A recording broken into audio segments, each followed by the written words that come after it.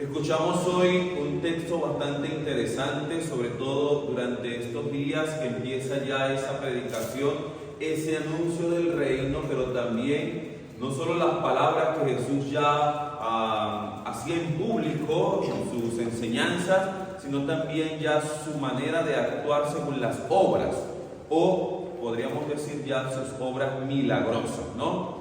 Hoy nos encontramos con un texto que nos recuerda cómo van en la barca y esta barca empieza a sufrir dificultades. Se levanta una tempestad y dice que las olas rompían contra la barca y todos, naturalmente, todos los que estaban en la barca empezaron a sentir miedo porque podían hundirse, ¿sí? Empezaron a sentir temor ante la inclemencia del tiempo en aquel momento y sobre todo el tiempo en el mar, podía llegarlos a hundir, ¿no? Ahora bien, empiezan todas unas imágenes que son importantes que tomemos en cuenta. La primera es la barca, ¿no? La barca que siempre hemos dicho es la iglesia, una iglesia que también es sacudida por tantas dificultades y problemas, pero sobre todo sacudida por el pecado de quienes estamos dentro de la barca. Y una barca que es prefiguración también, por ejemplo, de aquella que se construyó ante el diluvio, ¿no? Dios llama a un hombre y le pide una misión en particular, construir una barca y meter allí todas las especies para preservar entonces así la creación.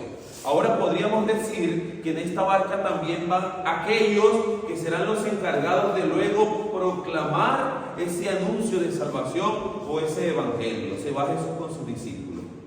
Imagínense que una cosa muy pesimista, no, pero imagínense que todos se hubiesen ahogado, pues se acabó la predicación, que ya no había quien llevara el anuncio, ¿no? Por eso es importante tener en cuenta que el texto siempre nos refiere a que Jesús estaba allí. Por eso dice, Jesús estaba en la popa, estaba dormido o recostado sobre un cabezal, estaba allí con ellos. Y todos los discípulos llenos de miedo empiezan a llamar a Jesús y a interrogarse, y es que ¿será que no le importa que estemos pasando por esta dificultad y él allí tan tranquilo durmiendo? ¿Será que no piensa hacer nada? Y aquí hay dos visiones importantes. La primera es el reconocimiento de los apóstoles, de los discípulos, de que Jesús puede hacer algo en aquel momento. Por eso se preguntan, ¿por qué no hace nada? ¿Sí? Porque si ellos dijeran o pensasen que Jesús no podía hacer nada, pues más les da o menos les da que esté o no esté dormido. Ellos reconocen que Jesús puede hacer algo por ellos, pero lo ven dormido, por eso lo llaman. Y por otro lado es el miedo que están sintiendo, que es natural frente a una dificultad, impide que ellos noten o se den cuenta que al estar Jesús con ellos, nada malo les puede pasar. Se olvidan totalmente de que Jesús es el único que puede hacer posible hasta lo imposible. Por eso le llaman también, porque saben que allí está Jesús, pero también no se han dado cuenta que Él puede hacer algo, que la tranquilidad o la pasividad de Jesús en aquel momento no es sinónimo de no actuar o de no hacer nada. Jesús sigue actuando en nuestra vida, en nuestras dificultades y problemas, aun y cuando parece que no los vemos o cuando parece que estamos solos o que nos abandonan. ¿Sí? ¿Por qué? Porque como la barca o el texto hoy que escuchamos, Jesús está allí también en esa barca durmiendo, es decir, está acompañándonos. La barca que es la iglesia, pero la barca también que es tu vida. En muchos momentos también es azotada por la inclemencia del tiempo y por las olas que te llevan del tingo al tambo, de un lado al otro. Las dificultades y los problemas que todos tenemos.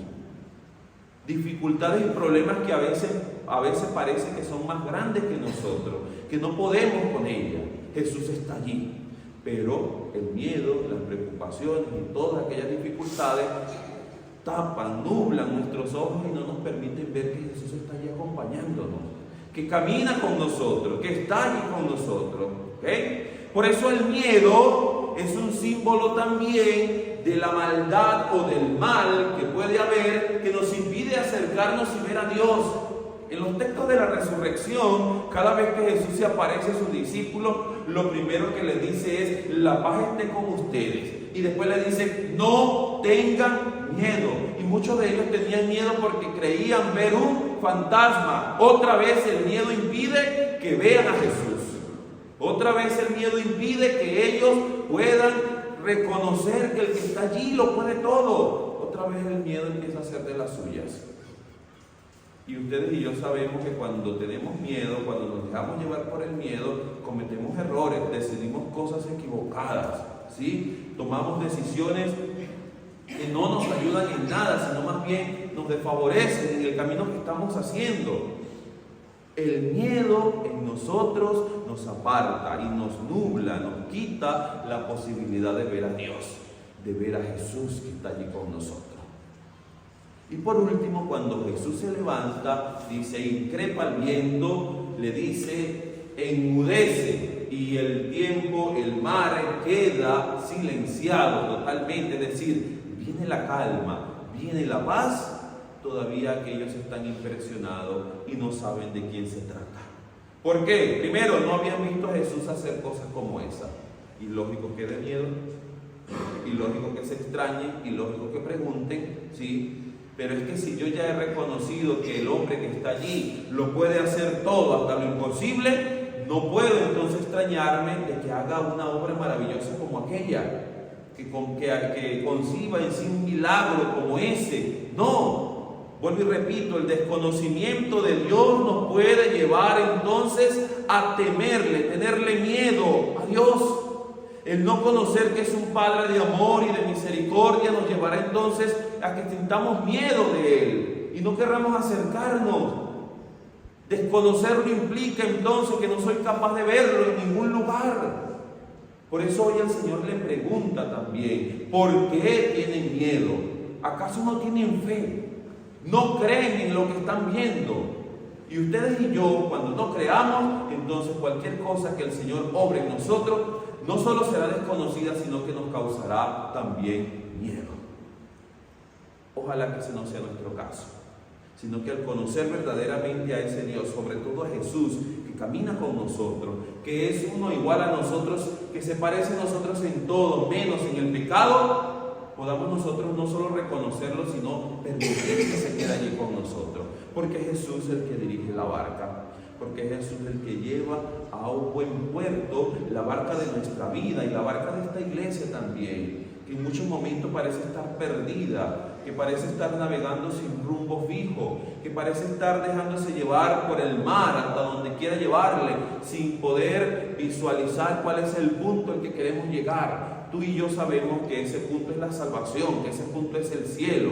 Tú y yo sabemos que es la vida eterna que el Señor nos ha prometido a cada uno de nosotros, pero mientras hacemos ese camino, el mar parece que quiere llevarnos a otro. Y tú y yo tenemos que ponernos firmes.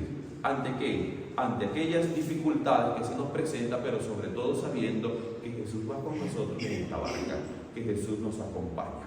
En definitiva, hoy lo que se nos pide es que tú y yo podamos confiar en ese Jesús que no nos abandona, en ese Jesús que al comienzo del camino, de nuestro camino, se subió a esa barca, que también está con nosotros en las dificultades y en los problemas, pero también en los momentos felices, en los momentos en los que parece que todo va caminando y va andando bien. Él está allí con nosotros, celebra con nosotros, pero nos recuerda que allí está y que no nos abandone en ningún momento.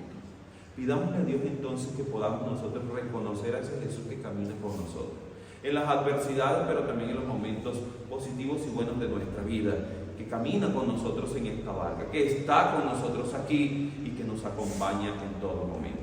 Que así sea.